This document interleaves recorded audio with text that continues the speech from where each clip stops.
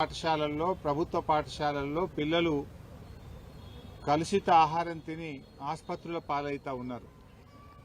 మొన్న షామీర్పేటలో బీసీ గురుకుల పాఠశాల పిల్లలు మాకు అన్నంలో పురుగులు వస్తున్నాయి, మేము ఈ పురుగులన్నం తినలేమని గురుకుల పిల్లలు పోలీస్ స్టేషన్కు పోయారు. షామీర్పేట బీసీ గురుకుల పిల్లలు మొన్న పోలీస్ స్టేషన్కు పోయి ఈ పురుగులన్నం మాకద్దు అని చెప్పి రేవంత్ రెడ్డి ప్రభుత్వం మీద కంప్లైంట్ చేసినారు.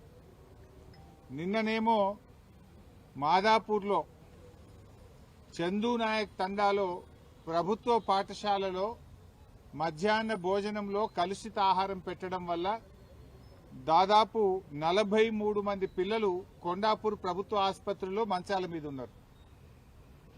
ఈరోజు చూస్తేనేమో బాగ్లింగంపల్లిలో ముషీరాబాద్ నియోజకవర్గము బాగ్లింగంపల్లిలో ఉన్న మైనారిటీ గురుకుల పాఠశాల విద్యార్థులు కలుషిత ఆహారం తిని దాదాపు 90 మంది ఆసుపత్రుల్లో పాలయ్యారు.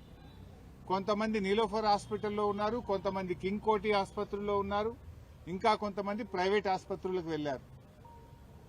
ఇలా ఎక్కడ చూసినా పిల్లలు ఆసుపత్రుల పాలవుతున్నటువంటి పరిస్థితి ఉన్నది.